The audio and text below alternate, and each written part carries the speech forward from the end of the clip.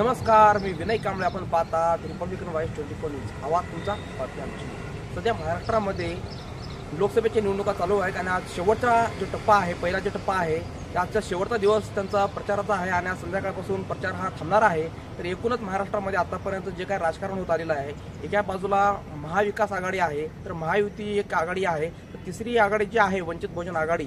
सध्या या महाराष्ट्रामध्ये कुणाचं वर्चस्व राहणार आहे या लोकसभा निवडणुकीमध्ये हे मात्र पाहावं लागणार आहे. एकूण हे जे काही मुद्दे आहेत लोकसभा संदर्भामध्ये, की देशामध्ये जे काही वातावरण आहे, की बेरोजगारी संदर्भातले असेल किंवा आरक्षणाचा मुद्दा असेल किंवा जे भ्रष्टाचार आहे किंवा गरिबी हटाव आणि कोणाला न्याय मिळवून देण्याचा जे काही प्रयत्न एका बाजूला महाविकास आघाडीकडून इंडिया आघाडी जे सांगितलं जाते देशामध्ये, की भारत जोडो यात्राच्या माध्यमातून त्यांनी न्याययात्रा काढून त्या माध्यमातून जे काही मणिपूरला जे घडलेलं असेल किंवा अनेक अशा गोष्टी आहेत देशामध्ये घडलेल्या असेल. तरी आपण महाराष्ट्राबद्दल बोलायचं झालं तर आता महाराष्ट्रामध्ये एक महत्त्वाचा मुद्दे जे आहेत ते म्हणजे की त्यातला जे काही आरक्षणाचा मुद्दा आहे, त्या आरक्षणाच्या मुद्द्यासंदर्भामध्ये मराठा आरक्षण असेल, मुस्लिम आरक्षण असेल, धनगर आरक्षण असेल आणि ओबीसी आरक्षण या संदर्भामध्ये कोणत्या पक्ष या ठिकाणी त्या पद्धतीनं त्या समस्याला सोडवण्याचा प्रयत्न करणार आहे हे मात्र पाहावं लागणार आहे. एकूणच वंचित बहुजन आघाडी ही महाविकास आघाडीचा एक भाग होणार होता, पण काही दिवसापासून जी चर्चा होती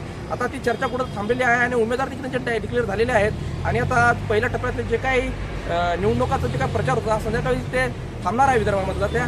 त्याच माध्यमातून जे काय आता पुढचे जे काही टप्पे आहेत ते लवकरच त्याच्या दुसऱ्या टप्प्यामधले 26 तारखेला हे त्याचं मतदान होणार आहे. तर आता एकूणच जे काय महाराष्ट्रामध्ये अजूनही महाविकास आघाडी असेल किंवा महायुतीचं जे असेल त्या जागा वाटपामध्ये 1-2 जागेसंदर्भात अजूनही वाद आहेत आणि त्यांच्यामध्ये संघर्ष होताना दिसून येते.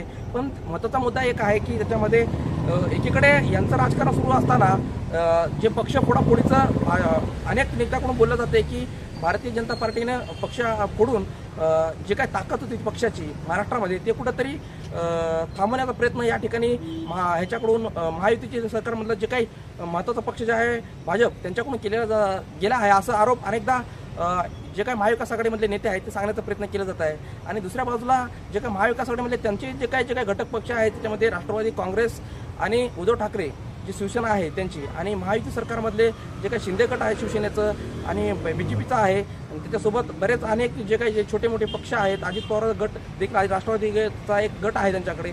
एकूणच यांच्यामध्ये एक सगळ्यात महत्त्वाचा मुद्दा यावेळेस राहणार आहे की जे काय भ्रष्टाचार असेल पण गरिबी असेल किंवा जे काय आता आरक्षणाचा मुद्दा जो आहे, मनोज जरांगे पाटील यांनी जे काय आंदोलन उभं केलं होतं मराठा आरक्षणासंदर्भामध्ये त्यावेळेस जर पाहायला गेलं तर एकूणच महाराष्ट्रामध्ये कोण मराठा आरक्षणाला पाठिंबा देईल आणि सगळे सोयीचं जे काही त्याची अंमलबजावणी होती ते पूर्ण करेल म्हणून त्यांची अजूनही त्यांचं काम चालू आहे. पण त्यांनी पुन्हा एकदा सांगितलं होतं की आम्ही मतदान कोणाला करू आणि कोणाला पाडायचं हे आमच्या हातामध्ये आहे. एकूणच या लोकसभा निवडणुकीमध्ये महाराष्ट्रामध्ये मराठा समाज कोणाच्या बाजूने जाईल किंवा जे काय आता तिसरी आघाडी म्हणून आलेली आहे किंवा दोन्ही प्रस्थापित आहेत आणि दोन्ही पक्षांनी काम केलेलं आहे.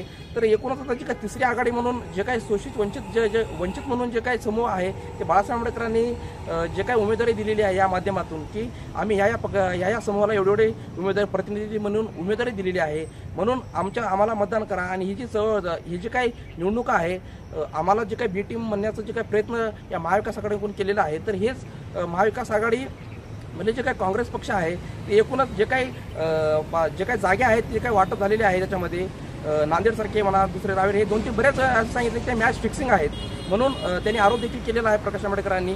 नेमकं चाललंय तरी काय महाराष्ट्रामध्ये आणि जनतेचे मुद्दे काय असणार आपण एक विशेष कार्यक्रम घेणार आहोत. हवा कुणाची मतदारसंघामध्ये निवडणुकीच्या पार्श्वभूमीवर आपण एक नवीन कार्यक्रम सुरू करतोय आणि कोणते जनतेचे महत्त्वाचे मुद्दे आहेत ते आम्हाला कमेंटमध्ये देखील तुम्ही देखील सांगा. आणि जे काही महत्त्वाचे मुद्दे आपण या लोकांच्या जनतेचं आपण मत जाणून घेणार आहोत की तुम्हाला काय नेमकं काय विकास हवा होता आणि आतापर्यंत विकास या मोदी सरकारच्या काळामध्ये या 2 टर्ममध्ये त्यांना मिळाला आहे किंवा त्यांना हॅट्रिक पुन्हा करण्याची संधी आहे का.